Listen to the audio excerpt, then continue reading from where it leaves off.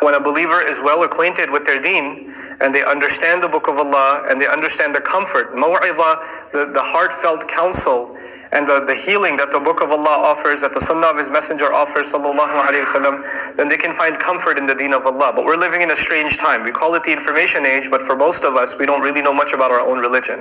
And so when that happens, we are prey very easily to shaitan. And when people go through hard times, then shaitan brings all kinds of thoughts to them. You know, somebody's sick and they're in the hospital and they're getting all kinds of waswasa about faith itself, questioning Allah Himself, questioning qadr itself. People lose a job, people have a hard time in a marriage, there are difficulties in studies, or maybe health related, and it's very easy to start questioning whether or not Allah even cares. Why would He do this to me? I prayed all of Ramadan, I even went to do Umrah, and I still asked Allah to heal my child or to get rid of this problem, and I still have that problem. And that's in your personal life. But on top of that, there are crises in the world.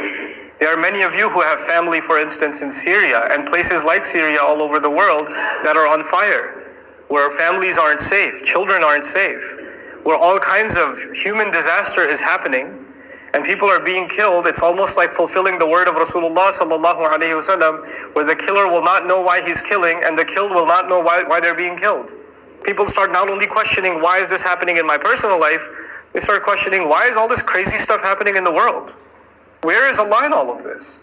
Can't He just fix these problems? And it's not like we're not making dua. Qunutun nazila every night in so many masajid around the world.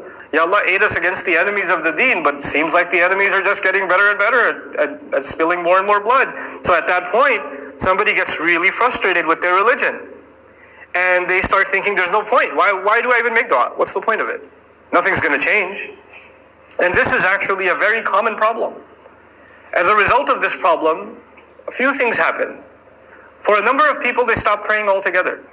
Inna salata tanha anil fahsha'i wal munkar. The salah itself, it in fact prevents you from all kinds of shameless, indecent behavior, and it prevents you from all kinds of evil.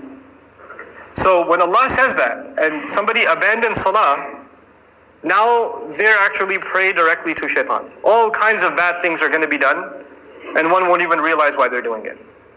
But then there are those who haven't gone that far. They're actually still holding on to the deen, but they're holding on to it barely. You're barely making it to Jummah prayer.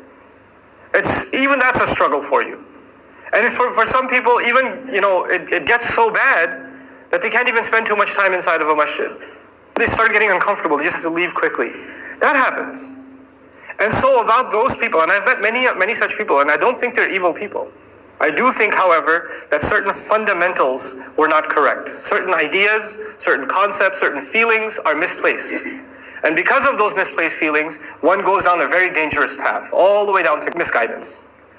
In the one hand, in Surah Al-Hajj, in the beginning, Allah Azza wa Jalla talks about people who have an agenda to misguide other people. Evil people who want nothing better than to just argue against Allah without any knowledge. مَنْ يُجَادِلُ اللَّهَ فِي اللَّهِ بِغَيْرِ عِلْمٍ وَلَا هُدًى وَلَا كِتَابٍ مُنِيرٍ. Somebody who argues about God and debates and hates on religion, hates on Allah, hates on the Prophet ﷺ, and has no knowledge why they're arguing, nor do they have any guidance, nor is it in light of any enlightened thinking. It's just complaints for the sake of complaining. That's one group of people, but that's not the group of people I want to talk about today.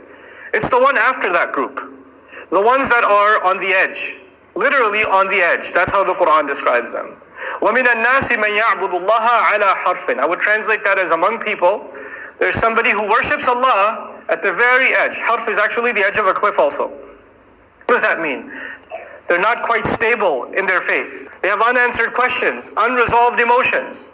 How does that manifest itself? Allah describes Himself, فَإِنْ أَصَابَهُ خَيْرٌ إِطْمَأَنَّ بِهِ.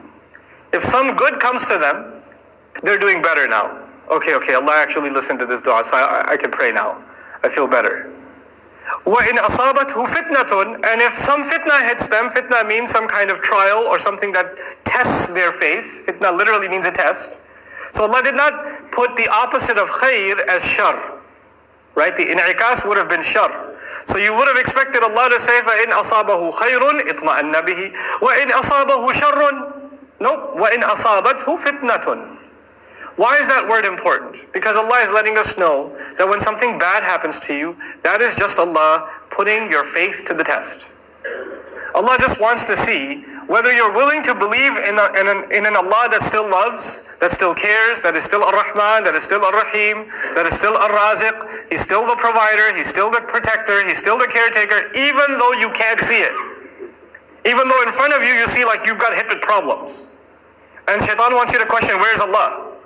So Allah wants to put you in that circumstance sometimes to see how strong your faith is. By the way, this deen begins with الَّذِينَ يُؤْمِنُونَ بِالْغَيْبِ. They believe in an Allah who they cannot see. And by that doesn't just mean we don't see Allah. We don't see Allah's plan either. Allah doesn't lay out for you, here's how He's going to have you go about your day. And here's what, you're going through a difficulty now, but there's another ease coming in a few weeks or a few years or a few hours. We don't know. Is things are going to get better in the next minute, or things are going to take 10 years? We just don't know. وَمَا كَانَ اللَّهُ لِيُطْلِعَكُمْ عَلَى الْغَيْبِ. Allah is not going to be one to inform you of the plans of the unseen. Trust Him that He loves you more than you could possibly even love yourself. مَا يَفْعَلُ اللَّهُ بِعَذَابِكُمْ. What's Allah going to get out of punishing you? Why do you think Allah's out to get you? Allah literally asked that question Himself. So when you and I go through trials, that's actually to check and see because it's easy to believe in Allah when things are good. But it's harder to believe, especially some of those names of Allah, the names of Allah that we hold on to in difficult times. When we believe Allah is the healer, that Allah owns all of Shifa, and His book is Shifa, and then you're sitting in the hospital with a terminal mother, or a terminal father, that's harder to believe.